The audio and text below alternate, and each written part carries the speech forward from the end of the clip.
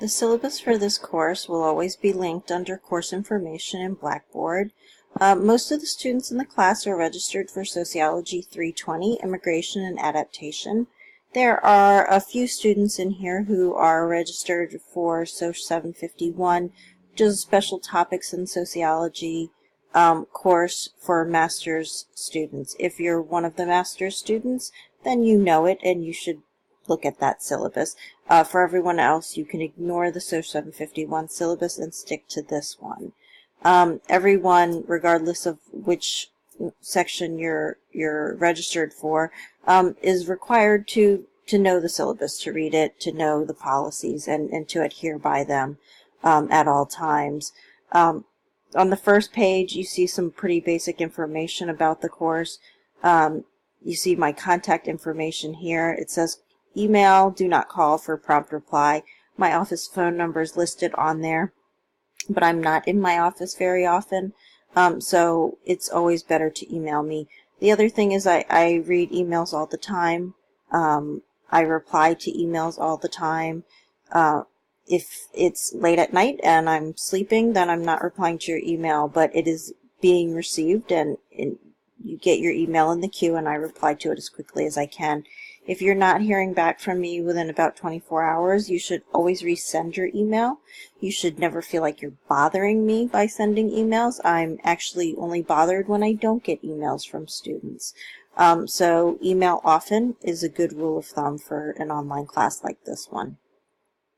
The bottom of the first page, general information and course objectives.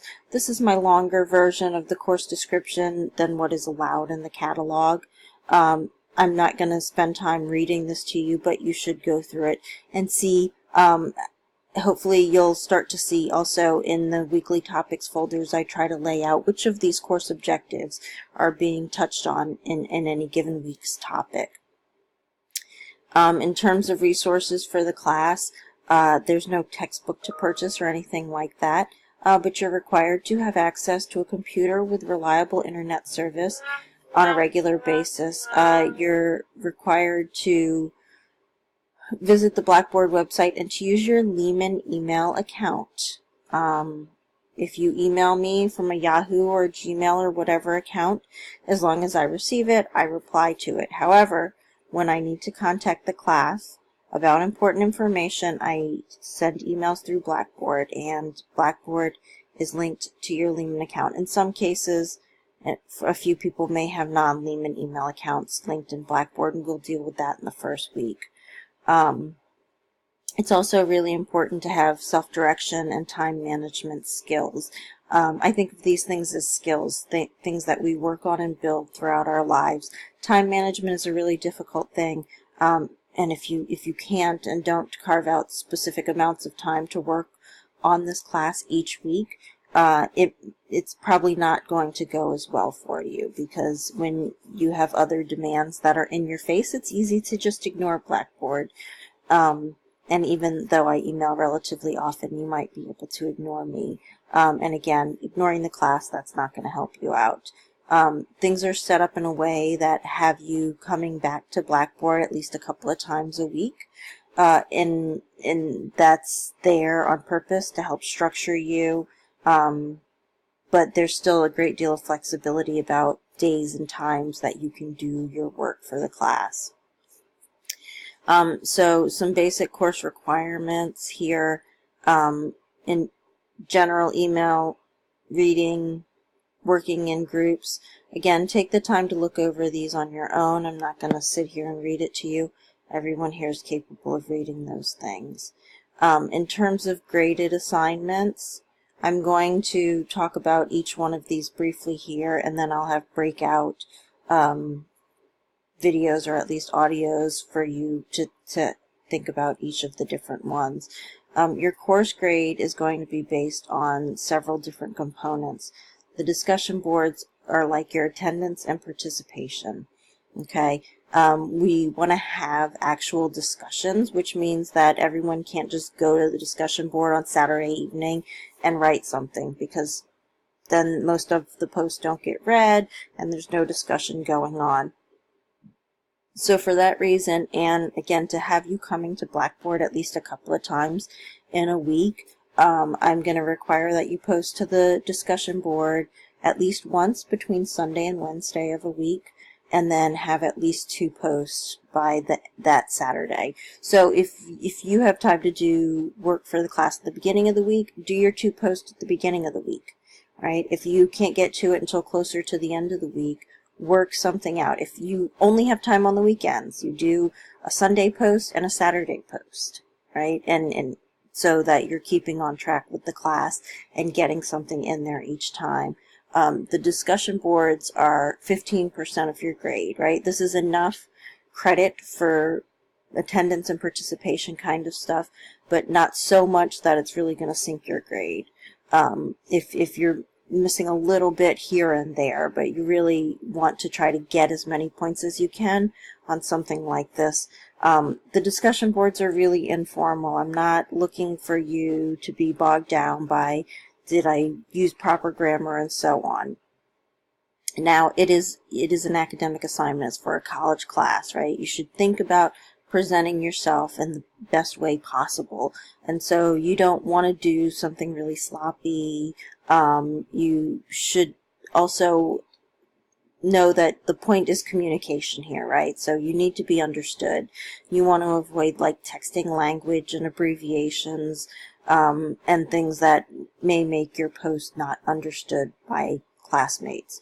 So I'm not going to downgrade you for writing, but if it's hard to understand, you're going to hear from me and I'm going to say, listen, like fix it up a little bit more, okay? You can miss 1 week of discussion board without penalty, right? Often things happen and there may be a time when you don't really get to this. I'm going to grade 15 of them, and that's going to make up the 15% of your course grade. 10 times through the semester, you'll take quizzes, and those are going to make up 20% of your grade. There are 3 blogs that are assigned during the semester, and you need to do 2 of them.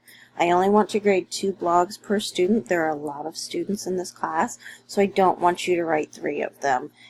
Once you have 2 done, I'm not going to grade a 3rd one for you. So you'll look at it in the schedule, you'll look at the topic, and you'll decide whether or not you want to write that particular blog.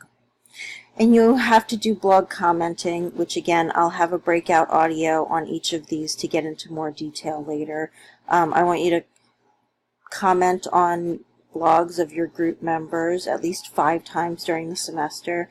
Everybody has at least about 15 group members, and with everyone doing 2 blogs, you have more than enough to comment on 5 times in a semester. And then we'll take a cumulative final exam that'll be worth 20% of your grade. So quickly on quizzes, they'll be short multiple choice quizzes. They'll be like multiple choice, true, false, sometimes multiple answer kinds of questions where you can pick more than one. And for every quiz, you can take it 2 times during the week. I'm going to count your highest of the 2 attempts. If for some reason you don't see the highest grade showing up in the Blackboard gradebook, just send me an email. It probably just means I need to fix the settings on that quiz.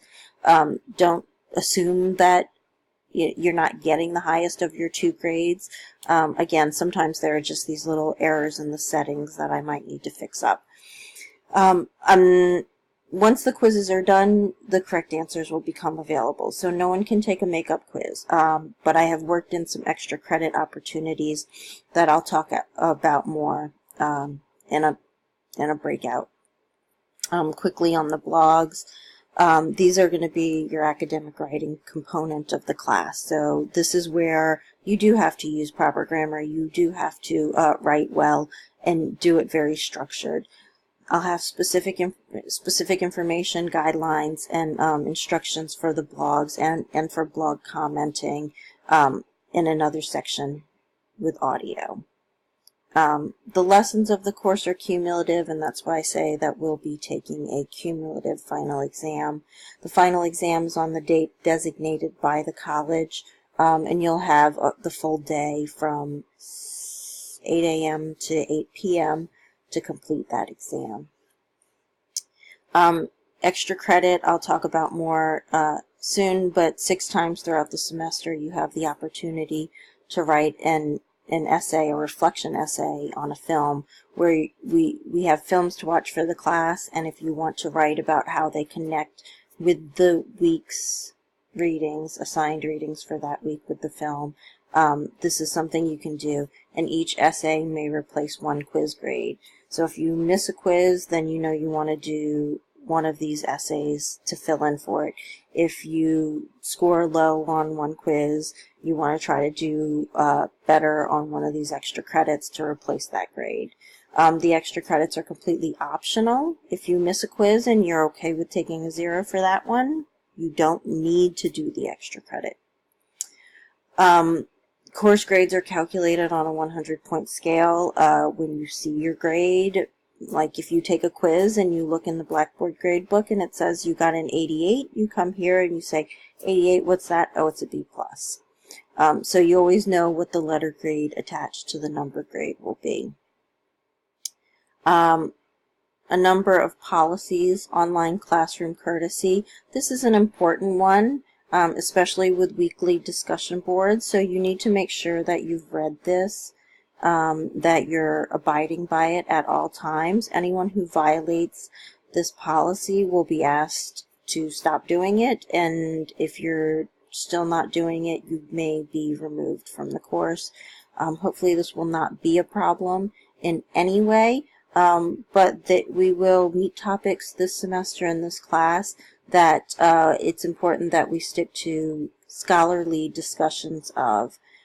So this includes being respectful of diverse opinions and open to follow-up or open to disagreement. You need to stick to comments that are related to the course and the course material. Okay? Just because it's immigration doesn't mean it's related. I don't need to see you talking about everything in the news if it's not particularly related to that week and that week's discussion board. Scholarly comments advance discussions about issues and not about personal beliefs. Okay? Unacceptable behaviors include personal attacks, include using the discussion to argue for your political, personal, religious positions or beliefs, includes using offensive language, engaging in arguments, or being aggressive, and unacceptable behavior includes ignoring my authority and my ability to protect the integrity of this class, and to keep it scholarly and fruitful for everyone. Cheating and plagiarism, another important one. Make sure you read through this. Make sure you are abiding by it.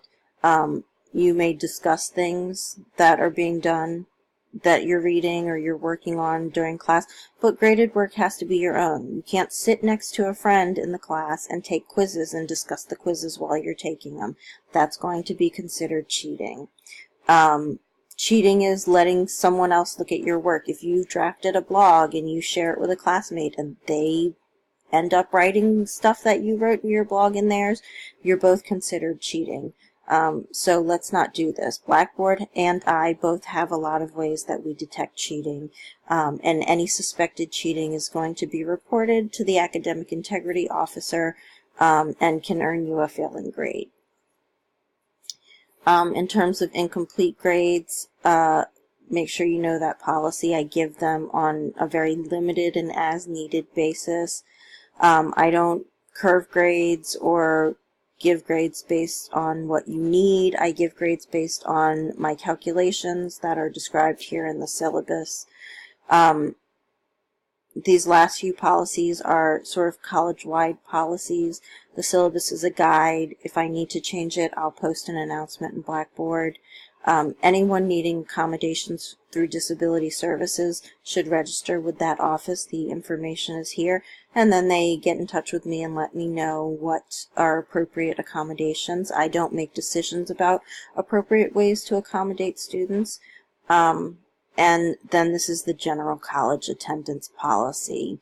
But again, with an online class, I expect you to be in Blackboard significant amounts of time and working on things for class at least a couple of times a week. Even if it were only a class that met once a week in the classroom, you'd still have to do some reading and some work outside of class. So you want to think about doing this class more than